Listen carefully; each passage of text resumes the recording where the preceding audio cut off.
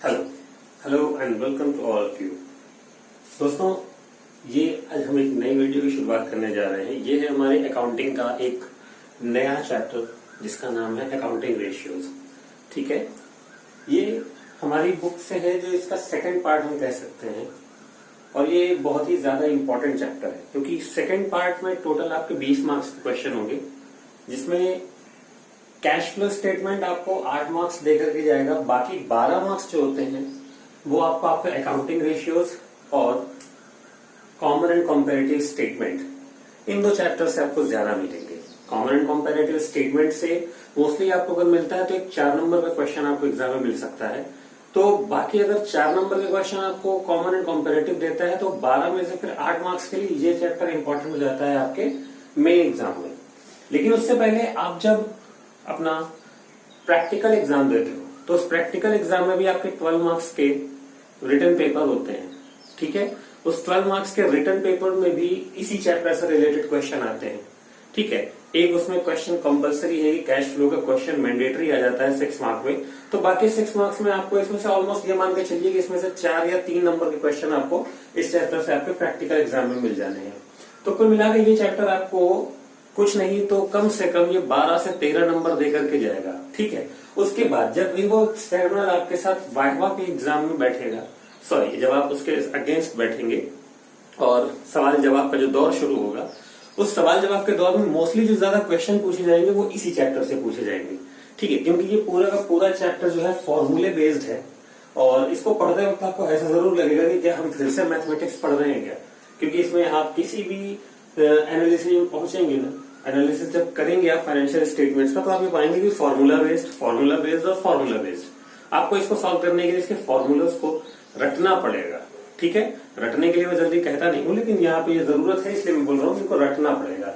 चलिए इनको मैं शुरू करता हूँ। जैसा मैंने बताया था कि हम जब भी कभी अपने स्टेटमेंट्स की एनालिसिस करते हैं तो हमारा रीजन यही है कि हम अपने एक स्टेटमेंट को अपने दूसरे स्टेटमेंट से कंपेयर कर सके, पता कर सके कि बेटर कौन सा है। ठीक है, तो एक पॉलिसी होती है अपनी कंपनी की ग्रोथ को जानने के लिए। हाँ, कभी कभी कंपटीशन के दौर में यही ग्रोथ अपनी कंपनी में न जान करके किसी दूसरे स्टेटमेंट से जब हम कंपैरिजन निकालते हैं तो हम ये देखते हैं कि हम उनसे बेटर हैं या नहीं है।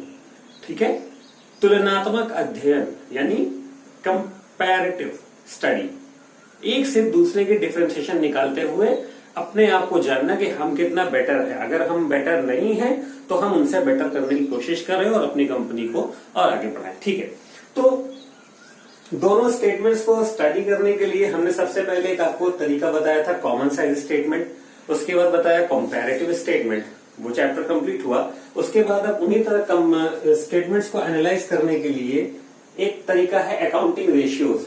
ठीक है फ्रेंड्स, रेशियो जैसा इसका नाम है, अकाउंटिंग रेशियोज में सबसे सीधा काम होता है कि हमारे स्टेटमेंट के 2 फैक्टर्स होंगे, उन 2 फैक्टर्स के बीच में रिलेशन पता करना है। क्योंकि रेशियो कभी भी देखते हैं वो P/Q के फॉर्म में लिखे होते हैं, यानी ऊपर एक अमाउंट होता है और एक फैक्टर नीचे होता है। ठीक है, तो वो P/Q के फॉर्म में होते हैं और इसे कहते हैं रेशियो। तो P/Q के फॉर्म में आप देख रहे हो कि इसमें 2 फैक्टर्स की चर्चा होती है, एक फैक्टर ऊपर होता है और एक फैक्टर नीचे होता है, यानी 2 फैक्टर्स के बीच में हम रिलेशन पता करते हैं। अब ये रिलेशन अगर हमें परसेंटेज में पता करना है तो हम इससे मल्टीप्लिकेशन कर देंगे 100 का, तो ये परसेंटेज में आ जाएगा। अगर हम परसेंटेज में नहीं करते हैं तो ये फिर हमारा बिना परसेंटेज का साइन यानी बिना 100 का मल्टीप्लिकेशन किए ये जो रेशियो आएगा वो टाइम्स में आएगा। ठीक है, 2 तरीके होते हैं, अगर आपने 100 का मल्टीप्लिकेशन किया तो वो परसेंटेज में आएगा, अगर आपने 100 का मल्टीप्लिकेशन नहीं किया तो वो टाइम्स में आएगा। ठीक है, चलिए आगे शुरू करते हैं। इस अकाउंटिंग रेशियो चैप्टर में सीधा मैंने बताया स्टेटमेंट एनालिसिस करना है और रेशियो बेस पे करना है, यानी हमारी बैलेंस शीट और स्टेटमेंट ऑफ पीएल के 2 फैक्टर्स के बीच में रिलेशन पता करना है। ठीक है, फैक्टर कहीं के भी हो सकते हैं। अगर एक फैक्टर अगर हमारे P/Q के दोनों, यानी ये जो हमारा फॉर्मेट था कि P/Q के फॉर्म में लिख देना रेशियो कहलाता है, तो अगर हमारा अपर वैल्यू वो भी सेम स्टेटमेंट से है और डाउन वैल्यू ये भी सेम स्टेटमेंट की, सपोज दैट अगर स्टेटमेंट ऑफ पीएल से ये वैल्यू भी है और स्टेटमेंट ऑफ पीएल से ये वैल्यू भी है, ठीक है, तो ये हमारे स्टेटमेंट ऑफ पीएल से रिलेटेड रेशियोज हो जाएंगे। ठीक है, अगर ऊपर की वैल्यू भी हमारी बैलेंस शीट से रिलेटेड है और नीचे की वैल्यू भी बैलेंस शीट से रिलेटेड है, तो ये बैलेंस शीट से रिलेटेड हमारे रेशियोज हो जाएंगे। लेकिन अगर इसमें एक वैल्यू स्टेटमेंट ऑफ पीएल की हो, चाहे ऊपर की हो चाहे नीचे की हो, और दूसरी वैल्यू जो हो वो बैलेंस शीट की हो, यानी एक वैल्यू हम स्टेटमेंट ऑफ पीएल से उठाएं और एक वैल्यू हम बैलेंस शीट से उठाएं, तो इन्हें कहते हैं कंपोजिट रेशियो। ठीक है, तो चलिए खैर इन्हें क्या कहते हैं वो जरूरी नहीं है, हम इन्हें कैलकुलेट कैसे करते हैं ये ज्यादा इंपॉर्टेंट है। अकाउंटिंग रेशियो आप ये मान के चलिए आपको 2 फॉर्मूले इसमें रटने पड़ेंगे, लगभग आपको 4-5 फॉर्मूले यहां रटने पड़ेंगे, 4-5 फॉर्मूले यहां रटने पड़ेंगे और कम से कम 6 या 7 फॉर्मूले यहां रटने पड़ेंगे। तो कुल मिला के आपको लगभग 20 के आसपास फॉर्मूले रटने की जरूरत है, ऐसा बोला जाएगा। लेकिन मैं बिल्कुल नहीं कहूंगा, क्योंकि अभी आप देखोगे बिना मेहनत के फॉर्मूले खुद ब खुद आपको रटते चले जाएंगे। ठीक है, तो फ्रेंड्स अकाउंटिंग रेशियो में हम रेशियोज को 4 कैटेगरी में डिवाइड करते हैं। पहली कैटेगरी है उसकी लिक्विडिटी रेशियो, दूसरी कैटेगरी है सॉल्वेंसी रेशियो, तीसरी कैटेगरी है एक्टिविटी रेशियो या टर्नओवर रेशियो या परफॉर्मेंस रेशियो। एक ही रेशियो को हम तरह तरह के नामों से जानते हैं, और लास्ट है प्रॉफिटेबिलिटी रेशियो। ठीक है, तो हर एक वीडियो में मैं एक के बारे में जरूर आपको बताऊंगा। तो चलिए पहली वीडियो की शुरुआत अगर मैं करूं तो इस वीडियो में आपको लिक्विडिटी रेशियो और सॉल्वेंसी रेशियो के बारे में बताने की कोशिश करूंगा, लेकिन पहला पूरा जोर हमारा लिक्विडिटी रेशियो पे होगा। ठीक है, तो लिक्विडिटी रेशियो शुरू करने के पहले सबसे पहला काम मुझे आपको पिछली वीडियो के टॉप 3 कैंडिडेट्स के नाम बताने, जो है आपके सामने ये।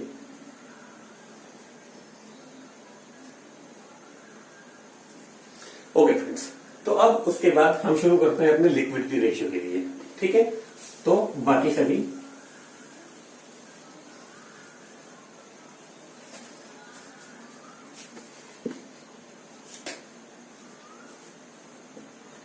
लिक्विडिटी रेशियो फ्रेंड्स हमारे 2 टाइप के होते हैं।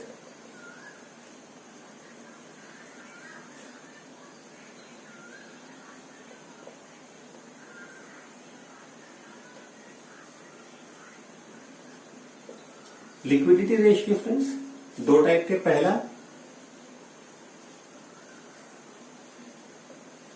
करंट रेशियो और दूसरा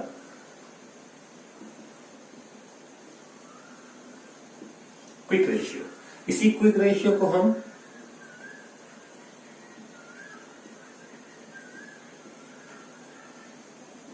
एसिड टेस्ट रेशियो भी कहते हैं और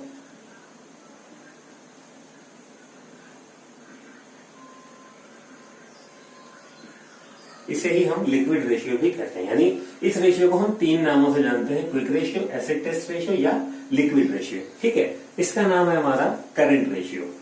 अब करंट रेशियो, जैसा कि मैंने बताया था कि हर रेशियो 2 फैक्टर्स के बीच में रिलेशन पता करने के तरीके हैं।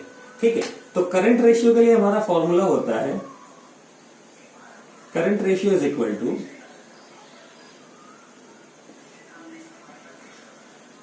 Current assets upon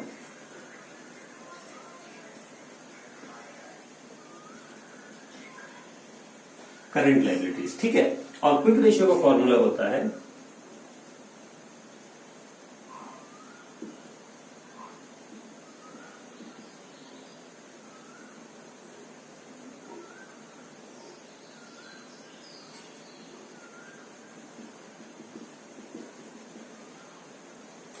liquid assets upon liquid assets upon current liabilities. तो इन फॉर्मूलों को जानने के पहले फ्रेंड्स हमें ये जानना है कि करंट एसेट्स क्या होती है और करंट लायबिलिटीज क्या होती है। तो बैलेंस शीट आप सभी को याद होगी। उस बैलेंस शीट में हम जब बनाते थे, उन्हें प्रिपेयर करते थे, तो आपको ध्यान होगा हमारे लायबिलिटी साइड में हमारे बेसिक हेड्स होते थे।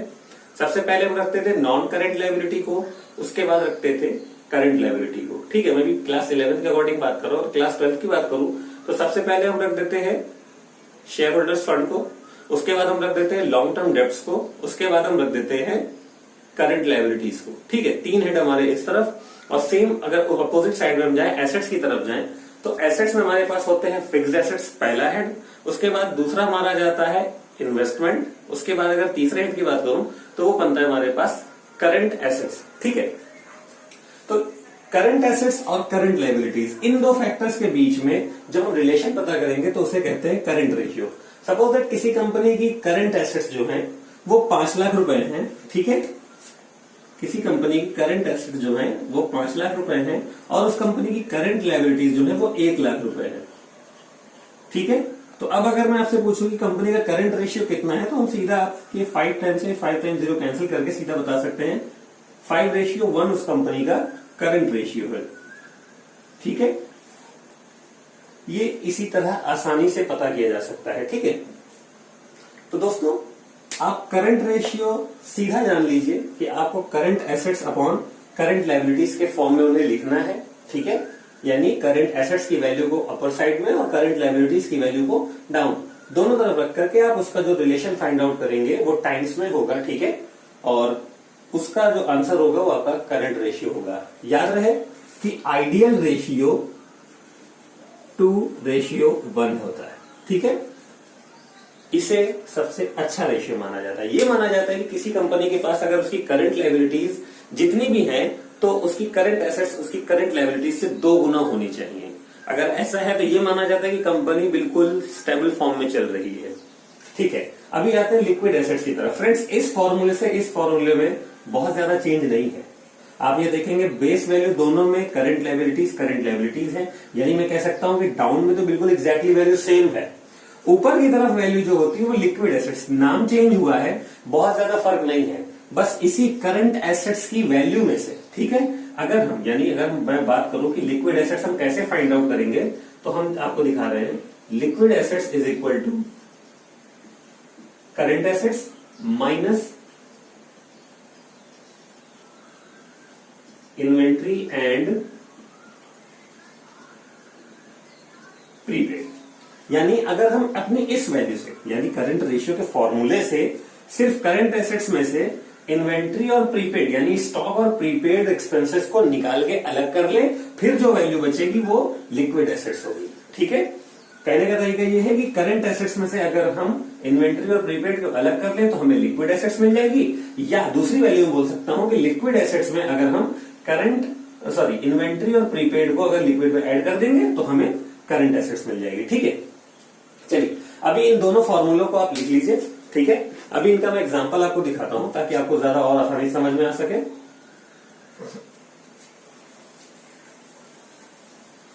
जी चलिए, अच्छा हाँ फ्रेंड्स, इसमें एक और चीज है कि ये जो हमारे करंट एसेट्स और करंट लायबिलिटीज जब इधर P/Q के फॉर्म में रख देंगे तो हमें करंट रेशियो पता चलता है, लेकिन जब इन्हें A-B के फॉर्म में रख देंगे यानी P-Q के फॉर्म में रख देंगे, अगर यानी ऐसा कर दें कि current assets minus current liabilities, अगर हमने इन्हें ऐसा कर दिया तो हमें जो पता चलेगा वो किसी भी कंपनी की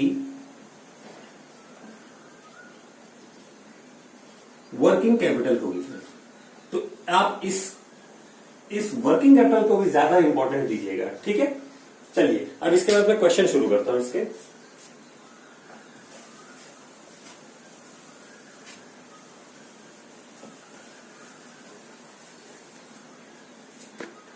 क्वेश्चन मैं आपके सामने रखता हूं।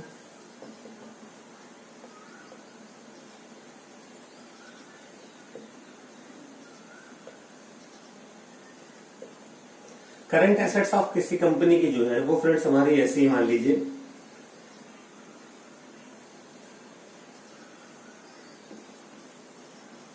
Debtors 40,000, bills receivable 10,000, prepaid expenses 20,000, bank account any mean bank balance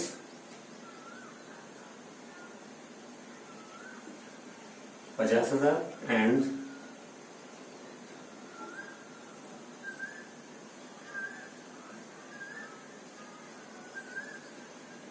bills payable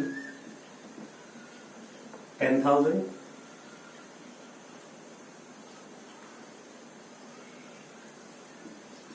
bank overdraft 15,000 and creditors 25,000।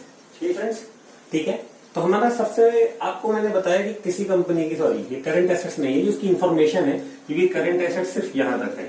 ठीक है। उसके बाद ये जो नीचे दी हुई है वो करंट लायबिलिटी, यानी क्वेश्चन ने आपको बताया कि किसी कंपनी की इंफॉर्मेशन में डेटर्स उसके 40,000, BR 10,000, prepaid expenses 20,000, bank account उसका 50,000, bills payable 10,000, bank overdraft 15,000 and creditors 25,000। ये इंफॉर्मेशन आपको दी गई। सबसे पहले आपका काम है कि ये आप आइडेंटिफाई करिए क्या चीज इसमें करंट एसेट्स है, क्या चीज इसमें करंट लायबिलिटीज है। तो हम पढ़ करके अंदाजा लगा सकते हैं, जान सकते हैं कि हमारे ये टॉप 4 जो हैं ये हमारे करंट एसेट्स हैं और ये जो बॉटम 3 हैं वो हमारी करंट लायबिलिटीज हैं। ठीक है। अब अगर क्वेश्चन ने हमसे कहा है कि हम क्वेश्चन को उसका करंट रेशियो बताएं कितना होता है और उसका लिक्विड रेशियो बताएं कितना होता है, तो हम इन दोनों रेशियोज को फाइंड आउट करेंगे। ठीक है। चलिए सबसे पहले मैं बात करूंगा करंट रेशियो की। तो करंट रेशियो का हमारा जो फॉर्मूला होता है वो होता है current assets upon current liabilities, यानी अगर हम इन्हें CA अपॉन CL, ठीक है। अगर आपको याद करने में प्रॉब्लम हो फ्रेंड्स, याद रखिएगा करंट रेशियो के लिए हमेशा CA, हमारी भाई ड्रीम जॉब है चार्टर्ड अकाउंटेंसी, उसे टॉप पे रखते हैं हम लोग, तो हमेशा उसे टॉप पे ही रखेंगे। और बॉटम में CL, आप इसे क्लर्क मान सकते हैं। ठीक है। तो क्लर्क हमेशा नीचे ही रहेंगे और चार्टर्ड अकाउंटेंट तो वही ऊपर ही रहते हैं। ठीक है। चलिए याद करने के लिए चार्टर्ड अकाउंटेंट करंट एसेट्स ज्यादा नहीं, दैट करंट एसेट्स वो रहेगा टॉप वैल्यू और करंट लायबिलिटीज वो रहेगी डाउन वैल्यू। ओके। तो हम अगर अपनी करंट एसेट्स की बात करें तो हमारे करंट एसेट्स हैं 1 2 3 4, चारों में जोड़ लीजिए 40 10 50, 50 20 70, 70 प्लस 50 1,20,000। तो हमारी करंट एसेट्स की वैल्यू है 1,20,000 और अब करंट लायबिलिटीज 15 10 25 25 25 50। ठीक है। हमारी ये वैल्यू है 50,000। तो अगर मैं कैंसिलेशन की बात करूं तो 40 इधर से कैंसिल, 40 इधर से कैंसिल और डिवाइड करने पे आ जाए तो 5 2 10, ओके, देन 5 4 20, 2.5 रेशियो टू 1 हमारी कंपनी का करंट रेशियो क्या हो गया। ठीक है। 2.4 रेशियो टू 1 ये हमारी कंपनी का करंट रेशियो हुआ। ठीक। हम यानी पहली वैल्यू तो जान चुके हैं। अब अगर क्वेश्चन ने हमसे पूछा था लिक्विड रेशियो, आप लिक्विड रेशियो बताइए, तो एग्जैक्टली सेम फॉर्मूला रखिए। ठीक है। यानी आप लिक्विड रेशियो के लिए एग्जैक्टली यही वैल्यूज उठा लीजिए। पहले 1,20,000 डिवाइड बाई 50,000। लेकिन आप इस बार लिक्विड रेशियो उठा रहे हो तो पहले सेम वैल्यू रखो, उसके बाद इसमें से आप प्रीपेड और इन्वेंट्री यानी स्टॉक इन दोनों को घटा दीजिए। तो आपके पास प्रीपेड और इन्वेंट्री में से क्या क्या है। डेटर ये इन्वेंट्री या प्रीपेड नहीं है, बीआर ये इन्वेंट्री या प्रीपेड नहीं है, ये प्रीपेड है आपका। ठीक है। आपको इसे डिडक्ट करना है और कोई नहीं है। ठीक है।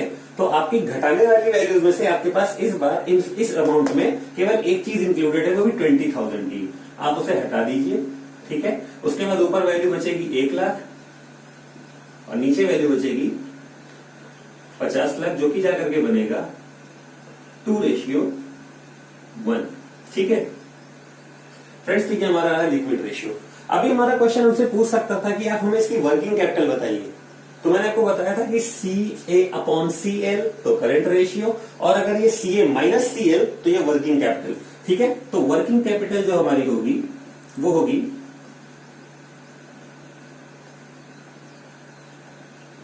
1,20,000 minus 50,000, that will be equal to 70,000। ठीक है फ्रेंड्स। तो हमने अपने इस क्वेश्चन में अपनी तीनों चीजों की जानकारी निकाली।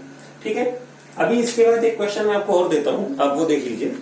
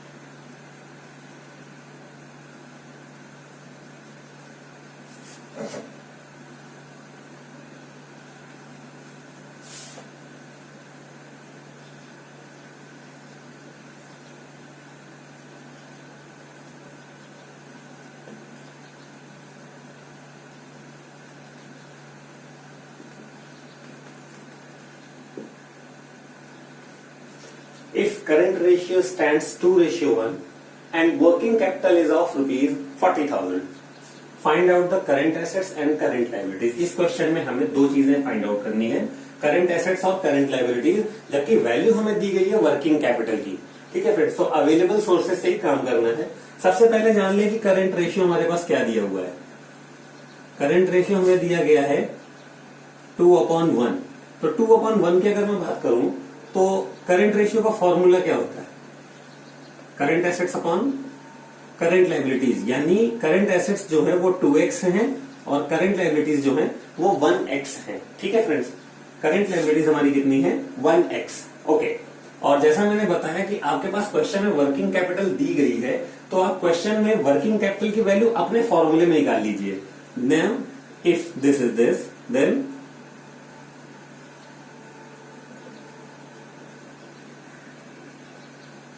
Working capital is equal to CA minus CL। ठीक है, current assets minus current liabilities. तो अगर हम current assets minus current liabilities करेंगे तो यह आ जाएगा 2 - 1 इज इक्वल टू 1x। ठीक है, या मैं x नहीं भी मानता हूं, चलिए, तो हमारी 1 वैल्यू आ रही है। वर्किंग कैपिटल की वैल्यू हमारे मानने से 1 आ रही है। ठीक है, और हमारे क्वेश्चन के हिसाब से 40,000 आ रही है, यानी जिसे हम 1 कह रहे हैं वो हमारा कितना है 40,000। ठीक है, working capital current assets minus current liabilities, जो कि फॉर्मूले के अकॉर्डिंग, इस रेशियो के अकॉर्डिंग 2 - 1 अगर करते तो 1 होती, लेकिन क्वेश्चन कह रहा है 40,000। If 1 is equal to 40,000, then friends एक फॉर्मूला याद रखिए, amount upon base into expected, amount upon base into expected, यानी आप जो भी अमाउंट रखो उसका बेस क्या है आप उसे रखो, और एक्सपेक्टेड में आपको जो चाहिए उससे मल्टीप्लिकेशन करो। ठीक है, तो चलिए हम सबसे पहले जानते हैं करंट एसेट्स के बारे में। ठीक है, करंट एसेट्स हमें जाननी है। तो इस क्वेश्चन में आपको कोई भी एक अमाउंट दिख रहा है, इस पूरे क्वेश्चन में आपके पास सिर्फ एक ये अमाउंट है। ठीक है, तो आप इसे रख दीजिए। और इस 40,000 का बेस क्या है, क्या इस 40,000 का बेस 2 है या इस 40,000 का बेस 1 है, यहां से तो नहीं, लेकिन हम यहां जरूर जान सकते हैं कि वर्किंग कैपिटल का बेस हमने पता किया था वो 1 था। ठीक है, तो amount upon divide by base and into जो आपको चाहिए हो। इस बार हमें क्या चाहिए, करंट एसेट्स चाहिए, तो करंट एसेट्स का बेस क्या था 2। ठीक है, तो ये कितना हो जाएगा 80,000, यानी करंट एसेट्स की वैल्यू क्या आ गई 80,000। और अगर मैं करंट लायबिलिटीज की बात करूं, ठीक है, तो करंट लायबिलिटीज के लिए अमाउंट अपॉन बेस, इस 40,000 का बेस क्या था, यानी वर्किंग कैपिटल का, वर्किंग कैपिटल हमारी 40,000 थी, इसका बेस हमने निकाला था 1, तो इसे 1 से डिवाइड करना है। और हमें जानना क्या था करंट लायबिलिटीज, तो करंट लायबिलिटीज का बेस था 1। ठीक है, ये हमारा आ जाएगा 40,000। ठीक है फ्रेंड्स, तो इस तरह आप करंट एसेट्स और करंट लायबिलिटीज के बारे में जान सकते हैं। ये वीडियो आपकी लिक्विडिटी रेशियो के 2 रेशियो से संबंधित रखता हूं। इसके बाद अगली वीडियो जो मैं दूंगा वो आपके लिए करंट एसेट्स, करंट लायबिलिटीज और ये हमारे क्या क्या चीजें होती है। उसके बाद करंट रेशियो निकालना आपने सीखना और लिक्विड रेशियो आपने निकालना सीखा, लेकिन इसी के साथ साथ आपने वर्किंग कैपिटल फाइंड आउट करना भी सीखा। इन तीनों फॉर्मूले को फ्रेंड्स याद रखिएगा, क्योंकि आगे चल करके आगे आने वाले क्वेश्चंस में इनका यूज होगा। ठीक है, और ये हमारे सबसे बेसिक फॉर्मूले हैं और लगभग इनके बारे में पूछा जरूर जाएगा। ठीक है, एक चीज बता दूं, करंट एसेट्स के लिए मैंने आपको बताया था कि करंट एसेट्स का आइडियल फॉर्मूला, करंट रेशियो का आइडियल फॉर्मूला 2:1 होता है। ठीक है,